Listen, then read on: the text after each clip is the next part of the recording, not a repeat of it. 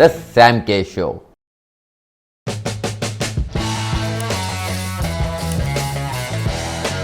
Chaliye, let's move to an unfortunate truth when it comes to mountaineering, climbing. Bottom line, you'll end up losing a lot of people that you start your expedition with, right? At various points in time. It could be while going up, it could be while coming down.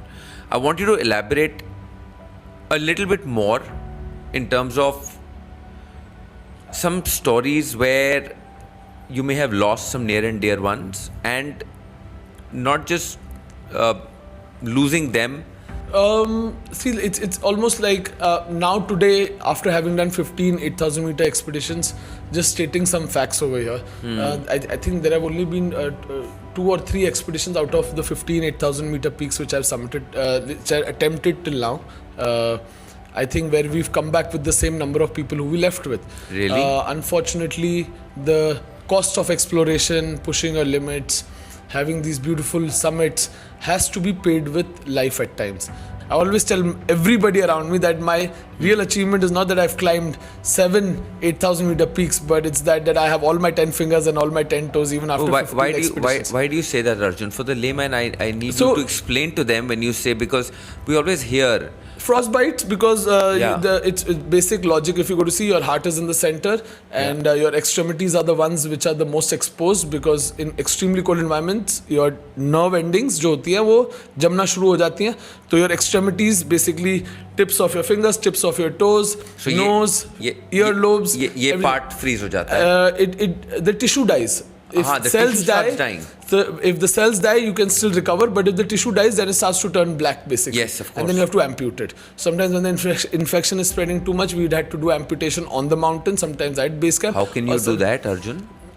Mountain पे कैसे A करोगे? little whiskey on the hand and a little whiskey inside the system. तो कौन And that probably... But कौन काट रहा है? We have trained people now that you are living in such environments. A mountain has to wear various hats. We have medical general backup at base camp, because obviously sometimes attention needs to be given to people right then and there when they come immediately off the mountain. Sometimes certain things can be done up on the beyond base camp as well, and sometimes certain things can go back and be because you're not carrying any paramedics with you. Generally,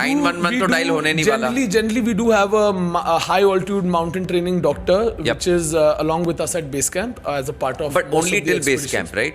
Yes. What is your average batch of people who go with you? Depends on expedition to expedition, mountain to mountain. Give me an average. If you look at Everest, it has almost every season now almost 500-600 climbers attempting it. So you will part go of different teams. You will go with 500 people. We will go. Just the mountain which is being attempted. Probably my team would be 7-8 people. It depends on the logistical operator with whatever company you're deciding to go with. Okay. Now it has become a very evolved sport. It's no more like out of 8, how many people? Generally, like 1 to we know only sometimes goes here and there. We consider it very lucky if nobody goes. There was another Indian climber who had fallen into a crevasse who got rescued 3 days later. He was given CPR for almost 3.5 hours, and then he recovered. But there was unfortunately the more experienced one. Like sometimes, that's why I'm telling you, like nature, when you come face to face with such virgin nature, you realize it has a lot of lessons involved in it, beautiful lessons also, but it does bring us face to face with reality of how nature only knows one language: survival of the fittest. No, but you've also been and you've also been declared, and whoever's hearing this podcast right now might think that this is some kind of a weird show, but the reality is that you were declared clinically dead in a way, right? What happened while you were scaling a particular mountain, and tell us which one it was. What happened that you went into such a situation, and how were you revived? See, there are many situations like this in the mountains where the rope has broken, I have gone tumbling down a mountain, the anchor came off 150 meters into a free fall, got tangled up in a rope. Free fall, just tumbling on the backside like this at 7,000 plus meter altitudes on Annapurna itself in my first attempt. But it does come to tell us one thing.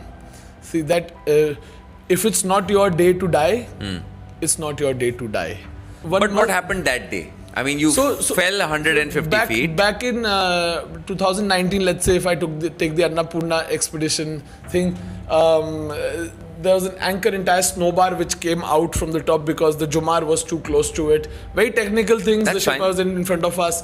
We were opening a line. The ropes were buried. Took the Jumar very close to the anchor, and the entire anchor, the weight bearing capacity when it's put into the snow, it should be downwards. Yeah. But he pulled it a little upwards, so it all came down. We were all 6-7 people were on the same rope down. So we all got off the rope and we were all hanging in a steep place. And on Annapurna, there is, as I said, there is no less technical phase which you can attempt. Yeah. So if you slip, especially with all the mountaineering gear, which is all snowproof and waterproof and everything, it acts like a ski on the snow slope. So you go like a nice sledge down the mountain. Yeah. And arresting yourself is very difficult if you don't have adequate snow, and especially in that situation, you're going backwards. Yes, of course. Very difficult to... No control. No control. Same thing happened back in 2012. But what happened after that when you fell down? Fell down, went tumbling, and it all happens very fast. And then there was a horizontal rope, an old expedition rope, which was still stuck over there, and routes keep changing, right? Little bit. Yeah. Major route stays the same geographically on the mountain, but how you navigate through the ice, because as I said, you remember ants on the mountain? Yeah. Right? So you're like, whatever you see from base camp is like tiny, is like probably a very big rock face when you're attempting it, when you're crossing it. Because that's the distance, see, that's the we see all scale. this only in James Bond movies, right? or when we see your good friend Hrithik Roshan take you through the Mountain Dew ad, and we feel everything is cool, anyone can do this, but that's not true, right? But I want to come back because I want the audience to understand it's not an easy life. It's not easy to do what you're doing, because at the end of the day... But I also feel that there are more beautiful things to look at in the mountains. Like